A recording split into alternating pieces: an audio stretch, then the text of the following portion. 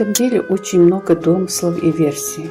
Даже в Википедии пишут, что это убийство совершил некто Хамхоев, и все, больше нет никакой информации. Но нигде ни словом не упоминается имя настоящего убийцы Черноглазого. Полагаю, что настало время правдиво рассказать об этой реальной истории из жизни ингушей. Важно ради наших детей, ради будущих поколений досконально разобраться в собственной истории, чтобы страшное прошлое не повторилось. Мы должны внимательно рассмотреть и ликвидировать все белые пятна из нашего прошлого. Итак, самый нашумевший, всколыхнувший всю страну, выстрел произвел Евлоев Асхаб Идигович, уроженец села Ахкиюрт пригородного района города Владикавказа, бывшего в то время торговым и культурным центром Ингушетии. Прежде чем начать до более мне знакомую историю, хочу пояснить, что я ни в коем случае никого не оправдываю и не обвиняю. Я только довожу до вашего сведения то, о чем бабушка, жена Асхаба, Саудат, тайком рассказывала мне и остальным внукам. Как я уже говорила, по этому делу развелось множество версий и баек. Так, например, говорят, что у трупа не было головы. Полагаю, что эта байка разошлась из-за старика, косившего сено неподалеку от места происшествия. При допросе, чтобы лучше его расколоть, был задан вопрос о голове. Старик был не глуп и ответил: если бы у него была голова, то он сюда и не приехал бы. Отчасти эта неясность объясняется еще и тем, что люди были напуганы начавшимися репрессиями и боялись говорить об этом убийстве, дабы не пострадал еще кто-нибудь. Таким образом, на эту тему было наложено табу на долгие годы. Даже Идрису Бейсултановичу Зязикову было предъявлено обвинение в моральной подготовке этого преступления. Но потом, правда, сняли с него обвинение. Прочитав повнимательнее биографию Зязикова, я поняла, что участь его была предрешена. Еще в 1929 году его сняли с должности первого секретаря обкома, и на его место назначили Иосифа Моисеевича Черноглаза.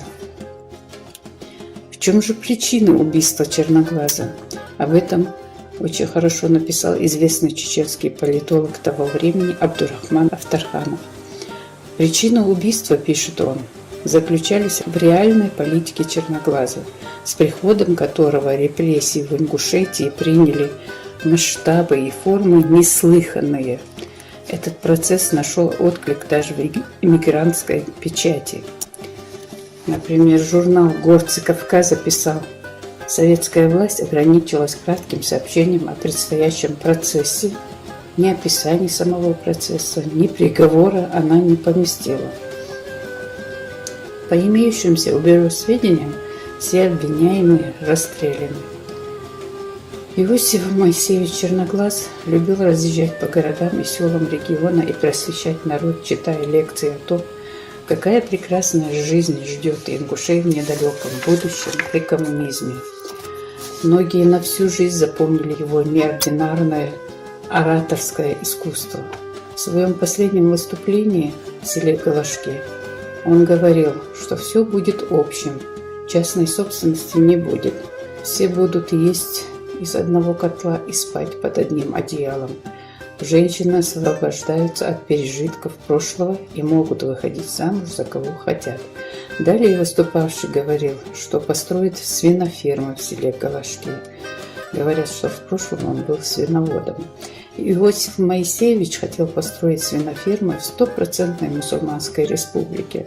Мнение и согласие народа его просто не интересовало. С самого начала своего руководства Иосиф Черноглаз применял безжалостные и крайне беспощадные методы правления по отношению к ингушам.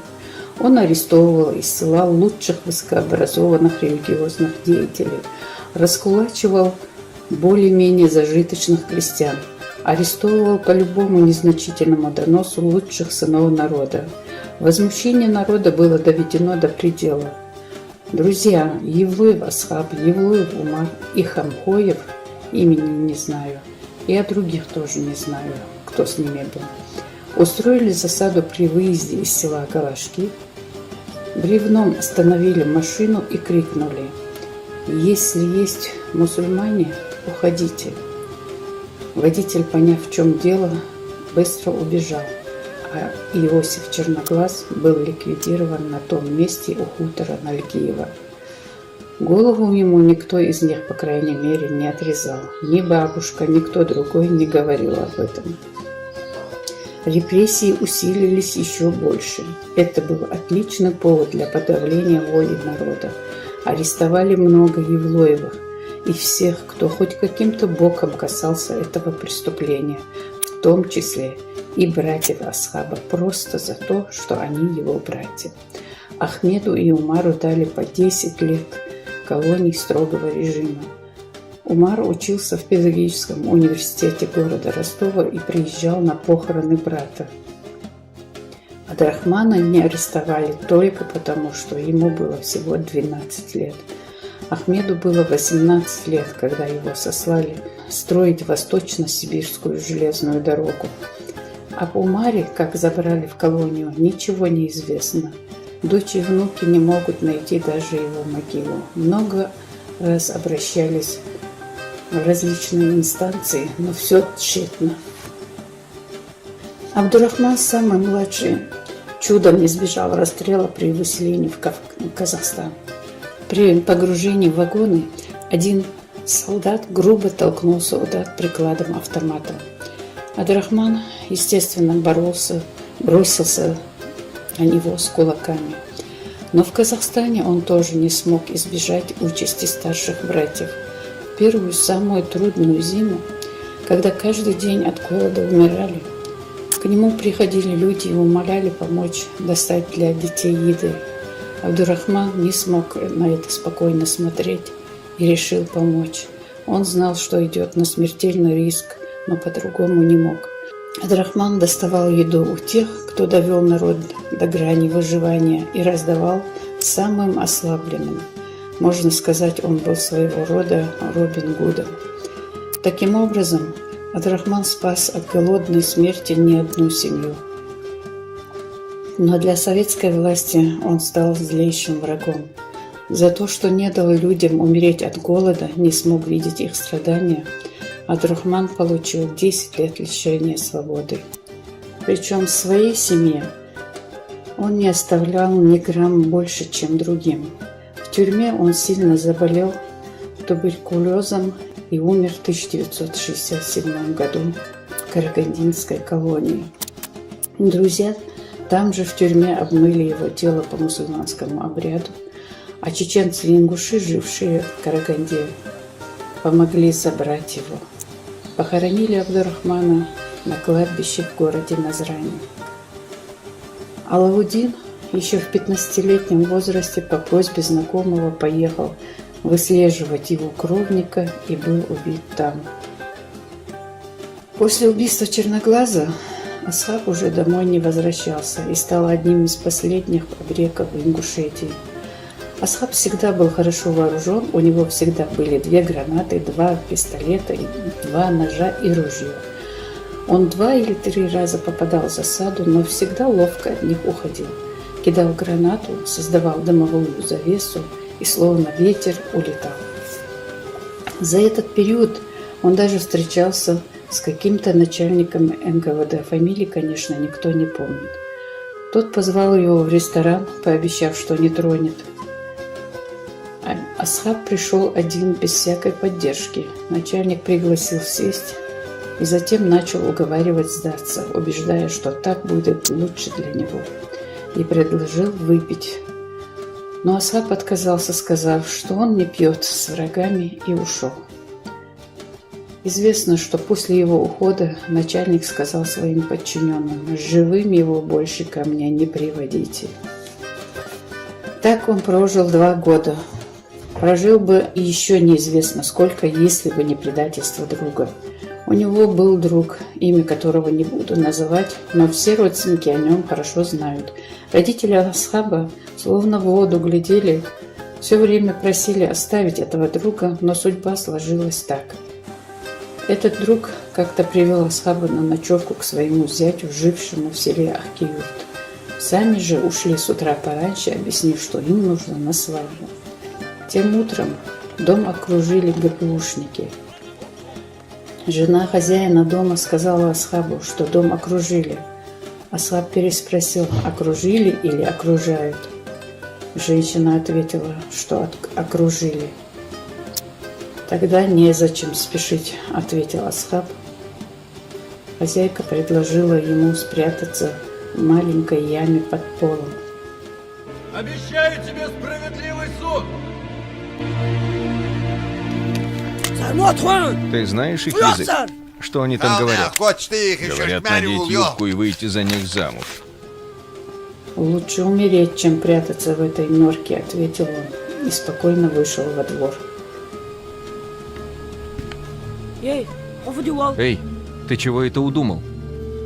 Болтаться на веревке недостойно мужчины. Увидел гостей соседей, которые поняли, в чем дело, и уже молили про себя Аллах уберечь его от беды. Асхаб поздоровался с ними и сказал: «Я боюсь только одного, что хозяева этого дома пострадают из-за меня». Наконец он взял пистолет, хотел выстрелить, но понял, что с него снят боек.